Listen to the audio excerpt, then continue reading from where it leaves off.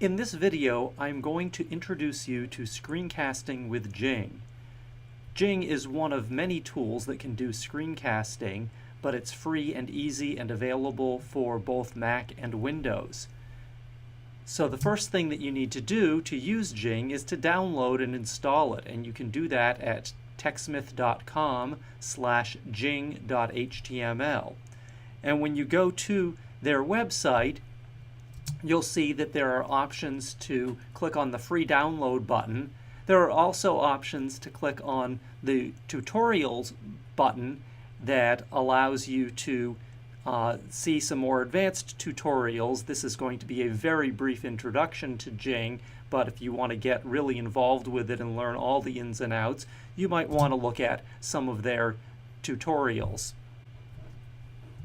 So we're going to get started by going to the TechSmith website for Jing and click on the free download button. And then, since I'm working in Windows, I'll click on Start Windows Download. If you're working on Mac, you can click on Start Mac Download. And in Internet Explorer, it gives me security, so I've got to tell it that I want to download the file, and then the download will begin. And it will step you through the instructions here, so I won't make you watch me as I follow all the instructions, but I'm going to run the file, and then it's going to ask me to run the file again, and it will install. Once it's done with the installation process, it will say Jing is ready to go, so I'll click on Finish, and it will complete the installation.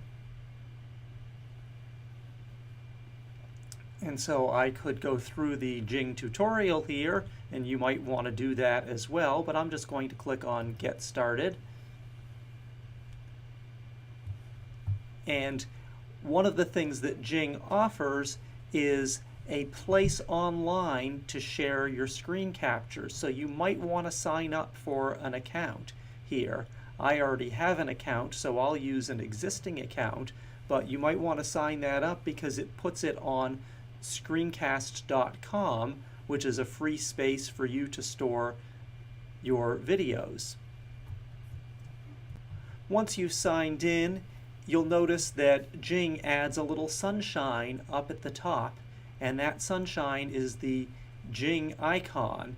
And at any time you can click on that or just move your mouse to it and then go to the tools, those little gears there, and if you want to do something like just quit out of it, you don't like the little sunshine there because you're not using Jing, you can click on Exit Jing. And there are other options as well. There are preferences, but we won't bother with any of that right now. But what we do want to do is we actually want to record something.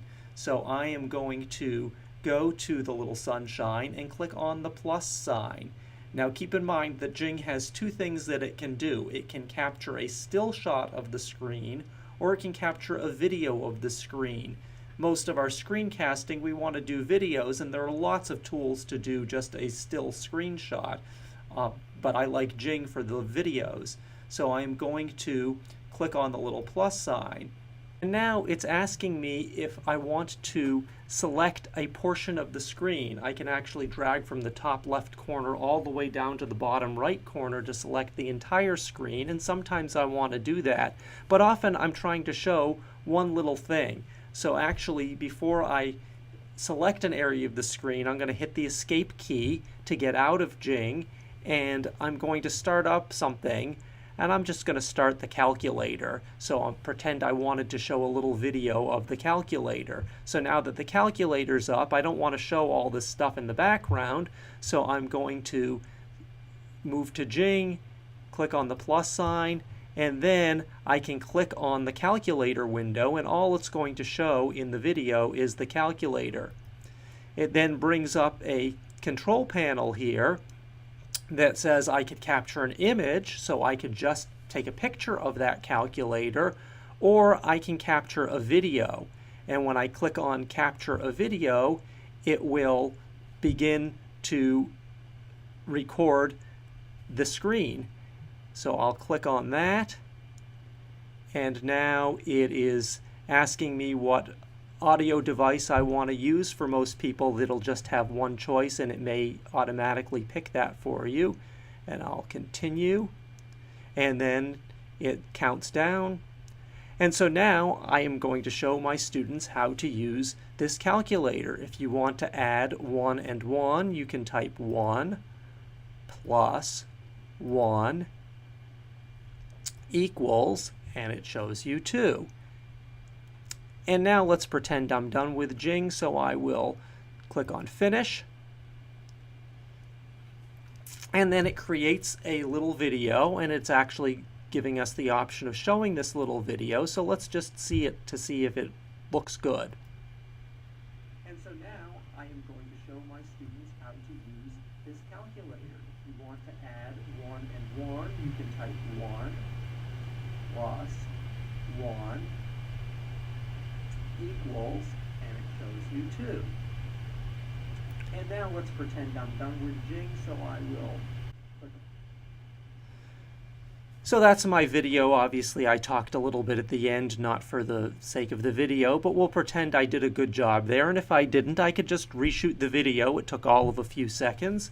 It's helpful to give your video a name, so I will type sample calculator video, and now I have some choices. I can choose to share the video on Screencast.com. You can do that if you created a Screencast.com login, which I have, and I've logged into that. Or I can just save it on my computer, and then I have to share it in some other way. So I'm going to choose to share it via Screencast.com. I'll click on that,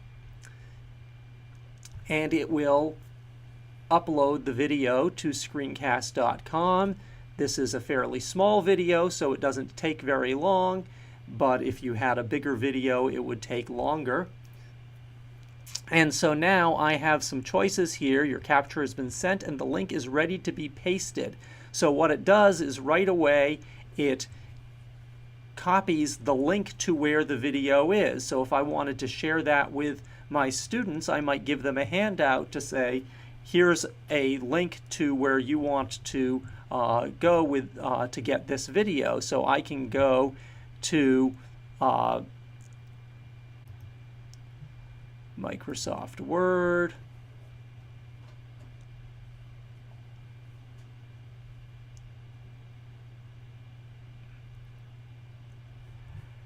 and create a document.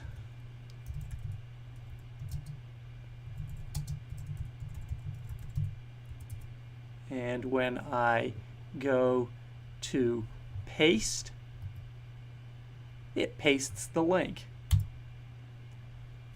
And it's as simple as that. You could have pasted that into an email or anything else. And so now I can save my Word document, and I'm just going to minimize it for now.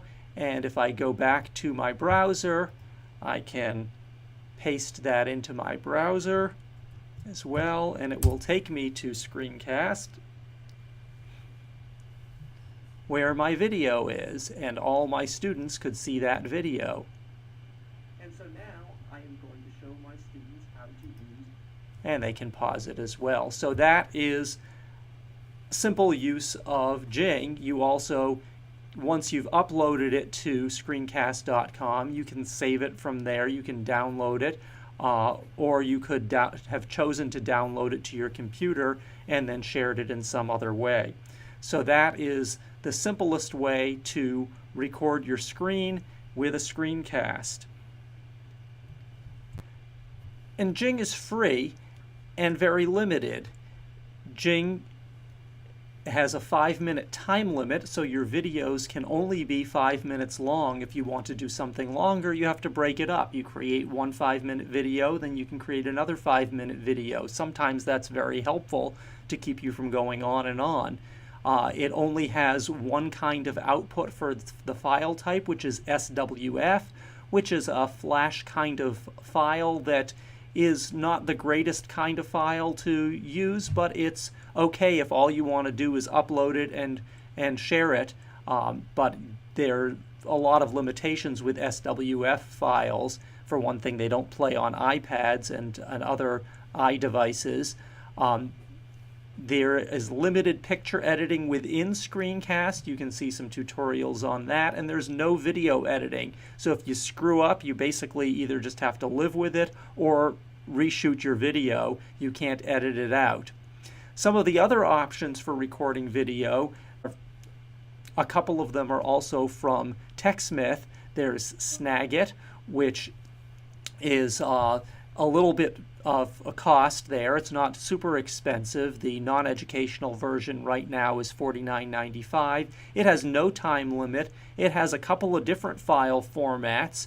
It has lots of picture editing, so if you want to take just screenshots, then you can edit those quite nicely, add arrows and things like that, but no video editing.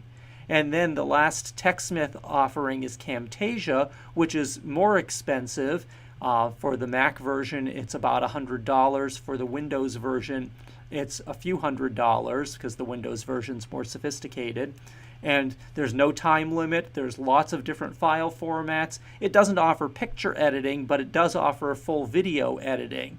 And finally, if you're a Mac person, you probably already have QuickTime, and that's free for Macs only, and it can do full screen captures, only full screen captures, so you don't get to select a portion of the screen when you do QuickTime screen captures. So that's the brief introduction to screencasting with Jing. That's the technical side. In this module, you'll see other things that talk about how you can actually use that in your classroom.